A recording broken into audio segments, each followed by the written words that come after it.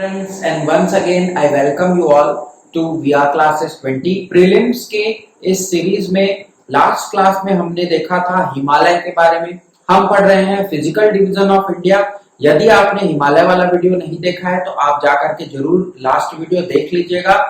इस वीडियो में हम बात करेंगे द इंडो गैंजेटिक प्लेन्स या फिर the Great Plains of India, Sindhu Ganga के मैदान या भारत के विशाल मैदानों की बात आज हम करेंगे, जो फिजिकल डिवीजन का सेकंड डिवीजन होता है। तो आइए देखते हैं कि भारतीय संस्कृति को अपने में समाये हुए एक धरोहर के रूप में और 1/3 से भी कम हिस्सा होते हुए भी पूरे देश के 40% से अधिक आबादी को यह सिंधु गंगा के जो मैदान है the Great Plains of India कैसे अपने आप में इनको कवर करते हैं और आबादी का यह बहुत बड़ा हिस्सा क्यों इस पर बसा हुआ है, यह सारी जानकारी और सिंधु गंगा के मैदान की पूरी डिटेल्स इस वीडियो में मिलेगी आपको। तो जरूर लास्ट तक वीडियो को देखिएगा। उससे पहले यदि आप चैनल पर नए हैं तो सब्सक्राइब जरूर कर दीजिए और वीडियो को लाइक जरूर कर दीजिएगा। आगे की नोटिफिकेशन आपको बेल आइकन प्रेस करने पर मिल जाएगी। तो चलिए स्टार्ट करते हैं आज का टॉपिक, इंडो गैंजेटिक प्लेन्स।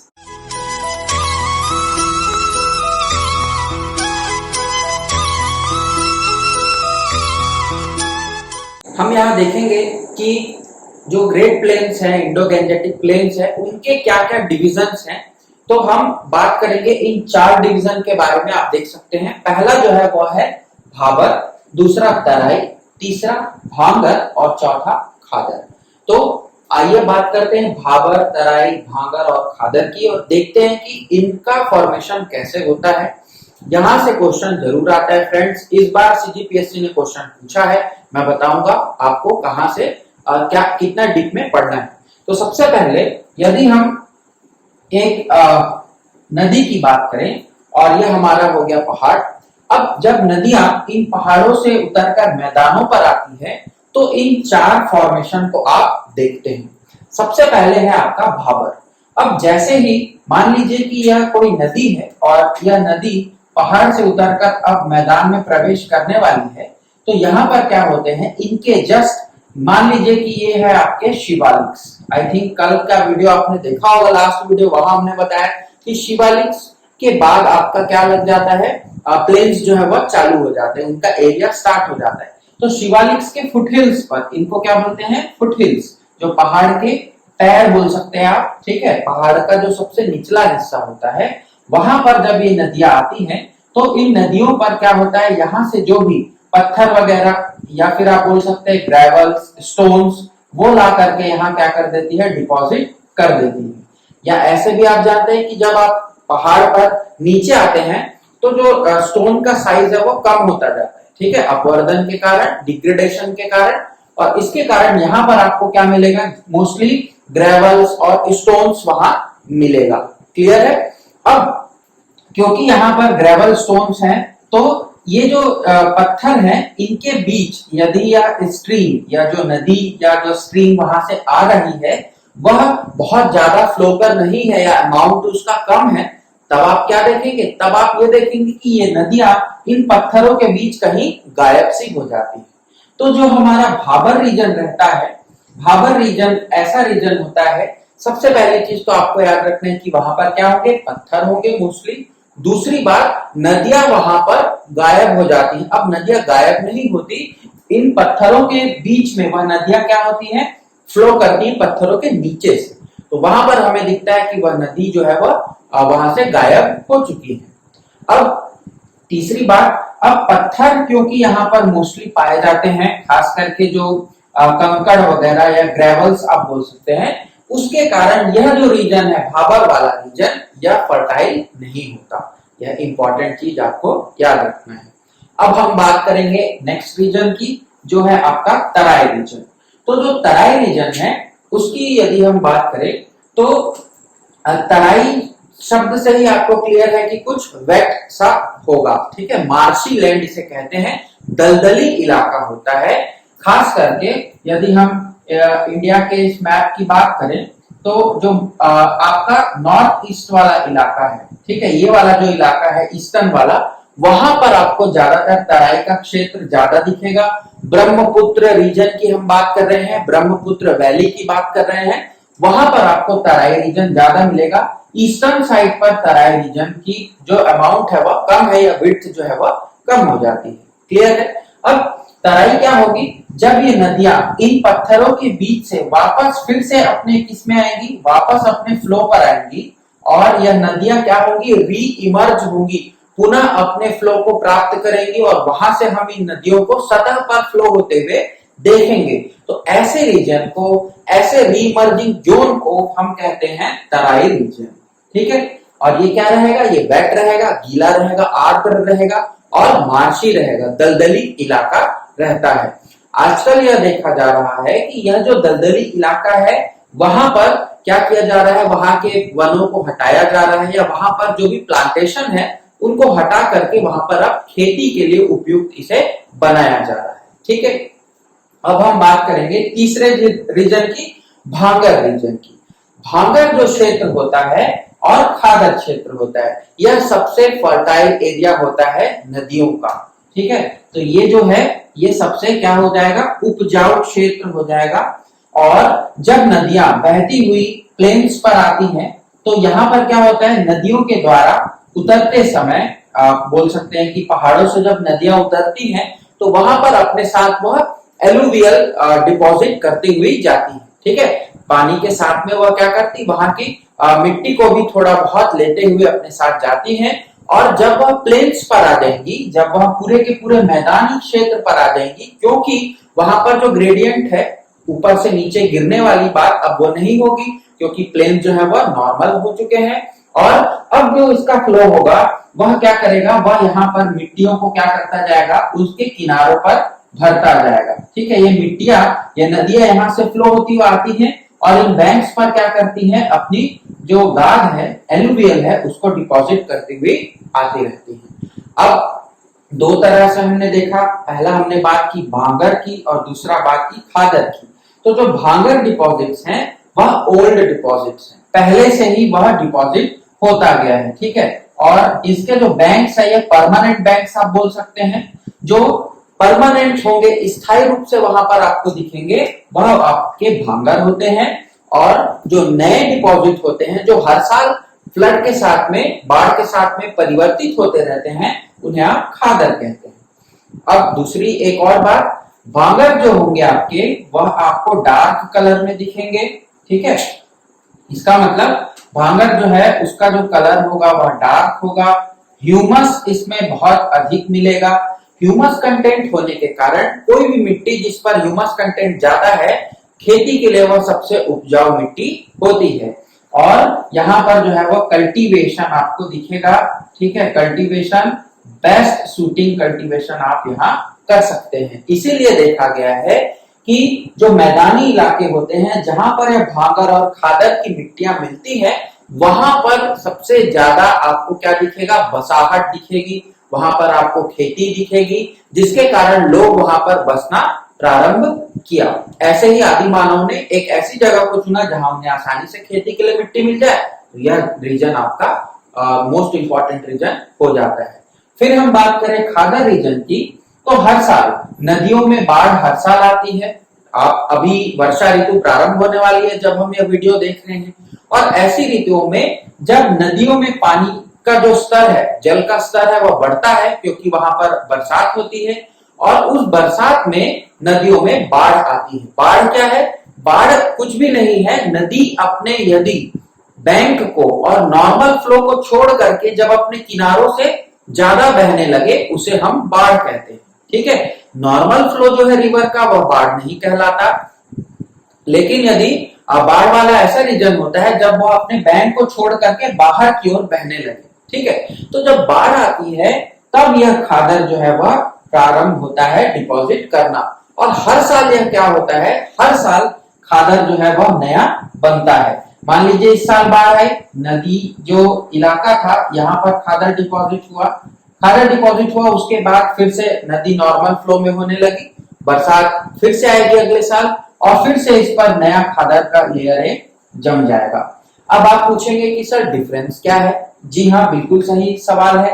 भांगर और खादर में डिफरेंस ये है कि भांगर जो है वह परमानेंट होता है, वह डिस्ट्रॉय नहीं होता, वह जमा होता आया है और वैसे ही उसके ऊपर लेयर बनती जाती है। लेकिन खादर जो है वह हर साल डिस्ट्रॉय होकर के फिर से उसमें नया डिपॉजिट होता है। एक और डिफरेंस बताता हूं, भांगर जो प्लेन्स हैं, भांगर का जो इलाका है, मान लीजिए कि ये खादर डिपॉजिट हुआ, ये नदी है और इस पर ये खादर डिपॉजिट हुआ, तो भांगर इसके बाहर का इलाका को हम कहेंगे। मतलब जो फ्लड प्लेन्स हैं, ये इसके फ्लड प्लेन एरिया हुआ, नदी के बाढ़ से प्रभावित इलाके हुए, लेकिन जैसे ही फ्लड प्लेन एरिया से ऊपर का हिस्सा जो भांगर कहलाता है, जहां पर जो नदी की बाढ़ है वह नहीं पहुंच पाती, इसीलिए वहां पर क्या होता है, परमानेंटली वह अपने स्थान पर रहता है। जबकि खादर जो है वह क्या होता है, हर साल बदलता रहता है और इससे उसकी फर्टिलिटी भी और अच्छी हो जाती है। भांगर और खादर पर बहुत सारे जगह, खास करके आप यूपी, बिहार, पश्चिम बंगाल के एरिया की बात करें तो वहां पर आपको गन्ने का, धान की खेती, गेहूं की खेती और ऐसे जूट की खेती खास करके वहां पर आपको देखने को मिलती है। हम कृषि पर बात और करेंगे आने वाले वीडियोस पे, वहां पर मैं और आपको अच्छे से डिटेल में बताऊंगा। तो यह थे हमारे 4 जो डिविजन्स हैं जो कि हम नॉर्थ से साउथ की ओर बांटते हैं। इसके अलावा आपको मीसो रीजन्स भी पढ़ना है। मीसो का मतलब होता है इंटरमीडिएट रीजन्स। तो हम वेस्ट से ईस्ट की ओर बढ़ेंगे और देखेंगे कि वहां पर कैसे हम इस ग्रेट प्लेन्स ऑफ इंडिया या इंडो गैंजेटिक प्लेन्स को क्लासिफाई करते हैं। इसके अलावा एक और चीज आप जान लीजिए, जो हमारे खादर होता है और भांगर होता है, उन दोनों को और कुछ नामों से जाना जाता है। तो जो भांगर होता है उसे रेत, कलार या थुर रीजन भी कहते हैं। ऐसा उनके डिपॉजिट्स के कारण कहा जाता है, जो कि उनके क्षारीय निक्षेप वहां पर जमा होते हैं, उनके लोकल नेम्स है। यह इस बार सीजीपीएससी के एग्जाम में पूछा गया था, तो आप जरूर इसको ध्यान में रखिए। और दूसरा जो बात है वह है खादर की। तो खादर को बेट रीजन भी कहा जाता है। तो खादर या बेट रीजन, यह 2 चीज और एडिशनल इंफॉर्मेशन आप जरूर याद रख लीजिएगा, नोट डाउन कर लीजिएगा। बात करेंगे हम मीसो रीजन्स की। तो यह, यदि हम इंडिया का जो मैप है उसे रफली ड्रॉ करें और देखें कि कौन कौन से रीजन्स अब हम उसको बांट सकते हैं, तो ग्रेट प्लेन्स को आप मुख्यतः 4 भागों में बांट सकते हैं। सबसे पहले जो भाग है वह है ये आपका राजस्थान प्लेन्स। ठीक है, राजस्थान का मैदान यह पूरा आपको दिख रहा होगा। ये जो राजस्थान का जो मैदान है, यहाँ पर आप देखेंगे कि मोस्टली तो ये आपको पता है कि थार डेजर्ट वाला इलाका है, तो यहाँ पर आपको कल्टीवेशन तो नहीं दिखेगा, लेकिन चूंकि यह प्लेन्स में आता है, मैदानों में आता है, तो इसे हम कंसिडर करते हैं। अब राजस्थान यदि प्लेन्स की बात करें तो इस पर मोस्टली जो ढलान होगी इसकी, वह होगी नॉर्थ ईस्ट से साउथ वेस्ट की ओर, मतलब कुछ इस तरह से इसमें ढलान होगी। तो आप देखेंगे लूनी एक रिवर, वहां हम पढ़ेंगे रिवर सिस्टम जब पढ़ेंगे, तो लूनी का जो फ्लो है वो कुछ इस तरह से है, नॉर्थ ईस्ट से साउथ वेस्ट की तरफ, क्योंकि इसका जो प्लेन का जो फ्लो है वो ढाल जो है वो इसी ओर है। क्लियर है। और राजस्थान प्लेन्स में कल्टीवेशन पर तो कुछ भी नहीं है, लेकिन वहां पर बरखांस वगैरह आपको देखने को मिलते हैं। हम आगे जब और डिटेल में पढ़ते जाएंगे तब हम इस पर और भी चर्चा करेंगे। दूसरा जो है वह ये इलाका है आपका। यह जो इलाका है वह आपका सतलज और यमुना का जो दुआब है, या सतलज यमुना रीजन आप इसे बोल सकते हैं। इसको आप हरियाणा पंजाब प्लेन्स के नाम से भी जानते हैं। तो हरियाणा और पंजाब का ये जो मैदान है, यहाँ पर आपको फर्टाइल सॉइल्स दिखेंगे। क्यों दिखेंगे? क्योंकि यहाँ 3 मुख्य नदियां हैं, सतलज, ब्यास और रावी। यह 3 नदियां यहाँ पर क्या करती हैं, अपने जल को देती हैं और वहां से फिर पंजाब में खेती के लिए बहुत उपजाऊ हो जाती है उसकी भूमि। तो सतलज और यमुना का जो द्वाब है वहां पर आप बोल सकते हैं, द्वाब तो नहीं कहेंगे इसे, सतलज यमुना रीजन कहेंगे और उनके ट्रिब्यूटरीज कहेंगे। ठीक है, फिर आते हैं हम अपने मोस्ट इंपॉर्टेंट रीजन पर। और इसका जो सेकंड पार्ट था हमारा, इंडो का पार्ट तो हमने देखा, इंडो का जो रीजन था, क्योंकि इंडस का जो मेन इन्फ्लुएंस है वह इंडिया में केवल आपको इस रीजन पर ही दिखेगा, बाकी इंडस तो क्या हो जाती है, पाकिस्तान चली जाती है, तो वहां पर उतना ज्यादा इंपैक्ट नहीं दिखता। लेकिन गंगा का जो प्लेन है वह भारत के लिए मोस्ट इंपॉर्टेंट जोन होता है। तो गैंजेटिक प्लेन्स जो है उसको हम तीन भाग में बांटते हैं। यह अपर गैंजेटिक प्लेन है, ठीक है, या मिडिल गैंजेटिक है, और तीसरा जो है वह लोअर गैंजेटिक है। अब यहां पर आपके मन में सवाल आएगा कि सर इसको हम तीन भाग में क्यों बांटे। कारण यह है कि जब गंगा मैदानों पर उतरती है तो गंगा भी तीन भागों में बट जाती है, या तीन रीजन्स में हम उन्हें क्लासिफाई कर सकते हैं। अपर गंजेटिक क्या होगा, अपर गंजेटिक प्लेन जो है वह आपका कहां तक हो सकता है, वह आपका आप बोल सकते हैं कि उत्तर प्रदेश और बिहार के बॉर्डर तक आप उसे क्लासिफाई कर सकते हैं। ठीक है, उत्तर प्रदेश के बॉर्डर का बोलने का मेरा मतलब है कि आप उसे पटना तक, पटना के जो रीजन है वहां तक आप उसको अपर गैंजेटिक प्लेन में काउंट करते हैं। मोस्ट फर्टाइल होता है यहाँ पर भी, और गंगा जो है वह यहाँ थोड़ी क्या होती है, और ज्यादा अपने जो डिपॉजिट्स है उनको वहां पर लगाने लगती है, और एलुवियल का जो डिपॉजिट है वह बढ़ता है, तो फर्टिलिटी जो है वह सॉइल की बढ़ जाती है। आगे बात करेंगे मिडिल गैंजेटिक की, तो पटना के बाद का जो इलाका आपको दिखेगा वह मध्य गंगा के रीजन में आता है, मध्य गंगा के मैदान में आता है, और जो आपका कलकत्ता तक के पहले, मतलब पश्चिम बंगाल को टच करते हुए उसके पहले तक का रीजन आप मध्य गंगा के मैदान में बोल सकते हैं। मध्य गंगा का मैदान भी इंपॉर्टेंट है हमारे लिए। यहाँ पर भी आप देखेंगे कि बहुत ज्यादा उपजाऊ जमीन आपको दिखती है। अब हम बात करें लोअर गैंजेटिक प्लेन की, तो जो लोअर गैंजेटिक प्लेन है न केवल इंडिया बल्कि यहाँ आप देखेंगे कि बांग्लादेश में भी, ठीक है, बांग्लादेश तक भी वह फैला हुआ है। और आप सभी को पता है कि विश्व का सबसे बड़ा डेल्टा सुंदरबन डेल्टा का फॉर्मेशन यहाँ होता है। इसी रीजन को हम लोअर गैंजेटिक प्लेन्स कहते हैं। और सुंदरबन जो है वह हम जब फॉरेस्ट पढ़ेंगे तो वहां मैं और आपको अच्छे से बताऊंगा। सुंदरबन जो डेल्टा है वह भारत और बांग्लादेश दोनों में फैला हुआ है, और गंगा और ब्रह्मपुत्र के दोनों के कन्फ्लुएंस से वह डेल्टा का निर्माण होता है। मोस्टली जो है वह गंगा नदी जो है उस डेल्टा को बनाती है। तो ये था गंगा प्लेन्स। चौथा जो प्लेन आपको इधर अलग से बनाया हुआ दिख रहा है यह आपका है ब्रह्मपुत्र प्लेन्स। ठीक है, ब्रह्मपुत्र का मैदान, जैसा हमने देखा कि यहाँ मोस्टली मार्सी लैंड्स मिलते हैं आपको, जिसको आप तराई कहते हैं। तो ब्रह्मपुत्र की जो घाटी है, जब ब्रह्मपुत्र नदी भारत में एंटर करती है, वहां से फिर लेकर के पूरा का पूरा आप बोल सकते हैं कि इस डेल्टा तक के रीजन को आप ब्रह्मपुत्र प्लेन्स में क्लासिफाई करते हैं। मोस्टली यह जो मैदान है वहां पर ब्रह्मपुत्र क्या करती है, ओवर फ्लडिंग वहां होती है, हर साल वहां पर बाढ़ जरूर आती है। तो ये जो चार रीजन थे या हमारे थे मीसो रीजन या intermediate region of the Great Plains of India. तो आज हमने जो पढ़ा वह था आपका ग्रेट प्लेन्स क्यों इतना इंपॉर्टेंस रखता है, दूसरा हमने देखा उसके डिफरेंट पार्ट्स को, और तीसरा हमने मीसो रीजन्स की भी बात की। तो इस तरह से हम देखते हैं कि जो सेकंड डिवीजन है हमारा जो इंडो गैंजेटिक प्लेन्स या ग्रेट प्लेन्स ऑफ इंडिया वह अब कंप्लीट होता है।